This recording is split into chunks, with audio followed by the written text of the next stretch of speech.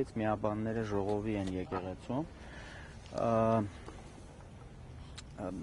որքան ես հասկանում եմ, ճիշտ ասած գիշերվանից կապի մեջ ենք Մայրաթոռի միաբանների հետ, դուք լավ գիտեք, որ Մայրաթոռը հոգևոր դասի որոշ այսպես տարբերակում ունի միաբաններ, եպիսկոպոսներ եւ այլն։ 56 եպիսկոպոսներից փաստորեն 8-ը գնացել են Նիկոլ Փաշինյանի հետ հանդիպման եւ իրենց, այսպես ասենք, չգիտեմ, կարելի է այդպես ասել, թե չէ, իրենց հավատարմությունն են հայտնել ընդդեմ մեր Մայրաթոռի սկսված շարժման կամ այդ նախաձեռնության։ Մենք որպես հավատացյալներ, որպես հայ առաքելական Սուրբ Եկեղեցու հավատարիմ հետևորդներ եկանք այստեղ երեկոյան, որովհետև Մայրաթոռի ահազանգ ստացանք, որ վտանգներ են սպառնում այս պահին եկեղեցում, գիշերը այստեղ էինք, որոշ թվով մարդիկ, անկեղծ ասած, ցավով եմ ասում, չէի ասի, թե շատ մարդիկ էին այստեղ, բայց այնուամենայնիվ որոշ թվով կային։ Հանդիպեցինք Մայրաթոռի միաբանների հետ, ստացանք նաև վեհափառի օրհնությունը եւ իրենք ասացին, որ մեր իրավունքն է, որպես հավատացյալներ, մեր իրավունքն է մարդկանց հետ, ընդհանրապես հավատացյալների հետ այստեղ լինել, բայց ասացին, որ եկեղեցին ունի իր զավակների կարիքը, որովհետև փաստացի Նիկոլ Փաշինյանի կառավարությունը հիմա փորձում է ներսից քանդել եկեղեցին, գտնել այնպիսի մարդկանց, որոնք ունեն խոցելի տեղեր, անձնական կյանքի հետ կապված եւ այլն եւ այդ կերպ այդ մարդկանցով փորձում է քանդել եկեղեցին, բայց պետք է նշեմ, որ 56 եպիսկոպոսներից ընդամենը 8-ը 9-ը չի բացառվում, որ էլի կլինեն եպիսկոպոսներ, որոնք իրենց հավատարմությունը կհայտնեն Նիկոլ Փաշինյանին ընդդեմ Մայրաթոռի, ընդդեմ վեհափառի, բայց մի կարևոր բան մեզ ասացին միաբանները, որոնք գիտեք այս պահին առավոտը իրենք 9-ին պիտի հանդիպեին մեզ հետ, բայց անընդհատ այսպես կապի մեջ լինելով իմացանք, որ վաղ առավոտից այդպես ուսաբացից իրենք հիմա միաբանների ժողով են անում, քննարկելու այս ուրացող եպիսկոպոսներին կարգալույց անելու հարցը։ Ես էլ չգիտեմ որոշումը ինչ է լինելու, որովհետև ես ինքս շարքային հավատացյալ եմ Մայրաթոռի հայ առաքելական Սուրբ Եկեղեցու հետևորդ, չեմ կարող ասել, թե ինչքան մարդ կհավաքվի, հույս ունեմ, որ մեր հայրենակիցները կարձագանքեն եւ կգան, ինչ է այսօր սպասվում, այսօր հնարավոր է, որ այս ուրացյալ եպիսկոպոսները ընդհանուր հայտարարություն անեն ընդդեմ Մայրաթոռի, ընդդեմ վեհափառի, փորձեն այսպես ինչ որ ներքին հեղափոխություն ասեմ կամ նման մի բան, վտանգ կա, որոշ տեղեկատվություն կա, որ փորձ է արվելու վեհափառին ձերբակալել, կալանավորել, մեկուսացնել եւ մեր նախաձեռնությունը այն է, որ ուղղակի մենք ինքներս ոչ թե այս եպիսկոպոսներն են մեր եկեղեցին կամ եկեղեցու պահապանները, այլ մենք ենք, մենք սովորական դուք, ես, մենք բոլորս ենք մեր եկեղեցու ծառաները եւ պահապանները։ Սա է մեր ընդհանուր նախաձեռնությունը, որը ստացել է վեհափառի օրհնությունը։ Այսինքն երեկոյան հանդիպել վեհափառի։ Չէ, վեհափառի հետ չենք հանդիպել, պարզապես միաբանների միջոցով մեր հայր սուրբերի, սրբազանների այն մարդկանց, ովքեր դեռևս եւ կարծում են, որ միշտ հավատարիմ են լինելու Մայրաթոռին, իրենց միջոցով ստացանք այդ օրհնությունը։ Պարոն Հղիկյան, դուք ասացիք, որ հնարավոր է նպի այդ սրբազաններին կարգալույց անելու հարցը, բայց մենք արդեն մենք ուղղակի որ երբ որ Մայրաթոռի կողմից կարգալույց արվող հոգևորականին իշխանությունը համարում է կարգալույց չարված, քանի որ վեհափառին իրենք արդեն իսկ հայտարարել են կարգալույց, եւ շատ հետաքրքիր պատկեր է ստացվում, որ եկեղեցին ինչ էլ որոշի, միևնույն է Փաշինյանի որոշումն է առաջացնում, որովհետեւ Ստեփան Ասատրյանը կարգալույց եղած էլի կարողանում է պատարակներ մատուցել, էլի կարողանում է եկեղեցի մտնել ավելին եկեղեցի մյուս հոգևորականներին, որոնք կարգալույց չեն, ցույց չի տալիս մտնել, այսինքն արդեն գործընթացն այնպես է, որ միևնույն է Փաշինյանի վերահսկողության ներքո է։ Իհարկե կան, այսպես ասենք, հոգևորականներ, քահանաներ եւ այլն, որոնք դեմ կգնան հոգևոր կանոններին։ Պատմության մեջ այդպիսի բաներ շատ են եղել։ Չմոռանանք, երևի առնվազն 10 նման դեպք կա, չենք ասում, որ ցավոք սրտի եղել են դեպքեր, երբ որ Հայաստանի թագավորները ենթարկվելով օտար ազդեցությունների անգամ սպանել են հայոց կաթողիկոսին, բայց դա չի նշանակում, որ դրանից դադարել է հայ առաքելական եկեղեցին իր գործունեությունը դադարեցրել է,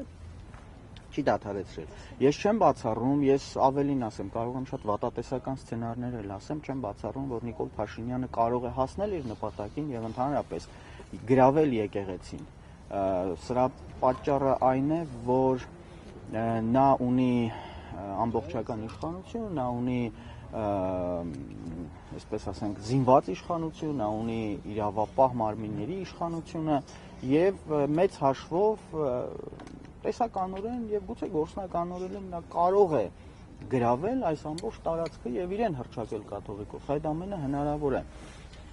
Չեմ բացառում։ Դրա համար եմ ես ասում, որ սովորական հայ հավատացյալ մարդիկ պետք է գան եւ տեր կանգնեն այս սուրբ վայրին, որը 1700 տարի կանգուն է։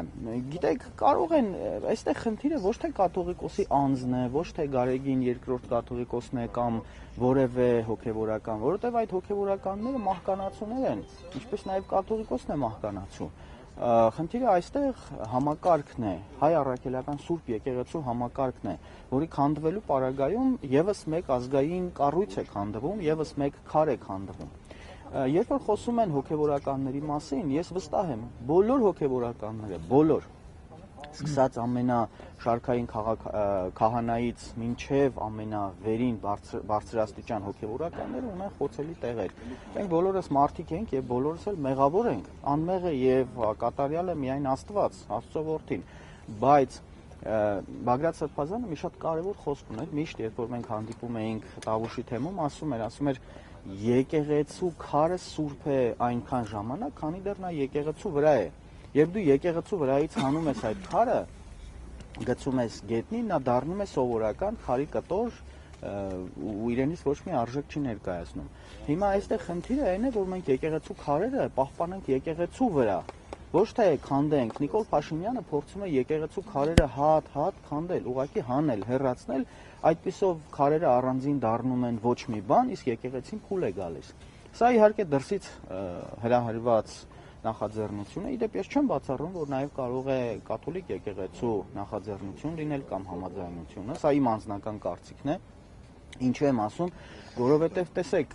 Հռոմի Պապը կարող էր որևէ հայտարարություն անել եւ կոչ անել դադարեցնել այս պիղծ քայլերը, չի արել կամ կաթոլիկ եկեղեցու այլ։ Մենք գիտենք, որ 1700 տարի կաթոլիկ եկեղեցին պայքարում է ուղղափառ եկեղեցու դեմ։ Մենք գիտենք, որ այսօր կաթոլիկ եկեղեցին մեծ քաղաքական, աշխարհաքաղաքական խնդիրներ է լուծում, իսկ հայ առաքելական սուրբ եկեղեցին պայքարում է մեր ազգային արժեքների, մեր ինքնության, մեր իրական ինքնիշխանության եւ անվտանգության համար։ Ես կարծում եմ, սա ոչ միայն ներքին խնդիր է, սա աշխարհաքաղաքական գործընթաց է եւ սա միայն Նիկոլ Փաշինյանի կամակորությունը չի։ Պատահական չի, որ Աննա Հակոբյանը գնում է մնում է Վատիկանում, որը շարունակ հանդիպում է կաթոլիկ եկեղեցու որոշ հայրերի հետ, պատահական չէ, որ Նիկոլ Փաշինյանը եւ հանկարծ Մեհրիբան Ալիևան միևնույն ժամանակ են լինում Վատիկանում։ Եվ ես էլ մշտապես, երբ որ զրուցում եմ մեր հոգևոր հայրերի հետ, ասում եմ, որ ժողովուրդ, սա միայն հոգևոր խնդիր չէ, սա քաղաքական խնդիր է, ու եթե փուլ է գալիս այս համակարգը, փուլ է գալիս մեր ամբողջ պետականությունը։ Այստեղ մենք խնդիրը չդնենք միայն վեհափառի հարցը, խնդիրը չդնենք կաթողիկոսը երեխա ունի կամ չունի, կամ չգիտեմ նման մի բան։ Խնդիրը այստեղ այն է, որ համակարգն են փորձում փլել, իսկ համակարգի փլվելու դեպքում փլվելու է մեր ամբողջ պետականությունը, փլվելու է մեր ամբողջ ինքնիշխան, այն դեռևս պահպանվող ինքնիշխանությունը, դեռևս պահպանվող ազգային ինքնուրույնությունը։ Եվ այստեղ շատ կարևոր է նաև, որ քաղաքական ուժերը իրենց դիրքորոշումը հայտնեն։ Մենք ունենք խոշոր, լուրջ, մեծ քաղաքական ուժեր, մանր-մունիրներին չեմ ասում։ Մենք ունենք մեր ձևով շարժում, մենք ունենք Հայաստան դաշինք, մենք ունենք Պատիվ ունեմ դաշինք, խորհրդարանական ուժերին նկատի ունեմ, մենք ունենք էլի որոշ քաղաքական ուժեր, որոնք մեծանում են։ Շատ կարևոր է, որ իրենք իրենց հստակ դիրքորոշումը հայտնեն։ Մենք քաղաքացիներս կարող ենք գործընթաց հավաքվել, ինչ-որ բան անել, բայց մեծ հաշվով ես չեմ ուզում այսպես գերագնահատել մեր հնարավորությունները։ Մենք կարող ենք X թվով մարդկանց հավաքել, մոբիլիզացնել եւ հասնել X հաջողության, բայց քանի որ մենք չունենք ոչ ֆինանսական, ոչ քաղաքական, ոչ էլ այլ ռեսուրսներ, մենք ունենք սահմանափակ ռեսուրսներ։ Այստեղ կարևոր է, որ եկեղեցու դեմ այս ամբողջ արշավը ընկալվի որպես քաղաքական արշավ,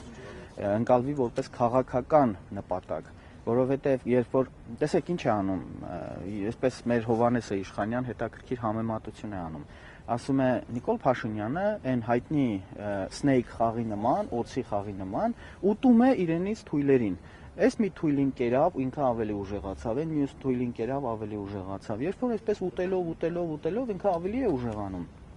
եւ եթե հասնի նրան, որ ինքը ուտի եկեղեցին, ինքը կուտի ամբողջ Հայաստանի Հանրապետությունը։ Եվ մենք պիտի այդ որևէ փուլում թույլ չտանք, օձի պոչը բերենք, մտցնենք իր վերանը եւ ինքը դրանով ինքնաոչնչանա։ Սա է խնդիրը, որը կարծում եմ, որ գոնե հիմա պիտի որ հասկանան էլի մեր քաղաքական եւ հասարակական ուժերը։ Շատ լավ, շնորհակալ։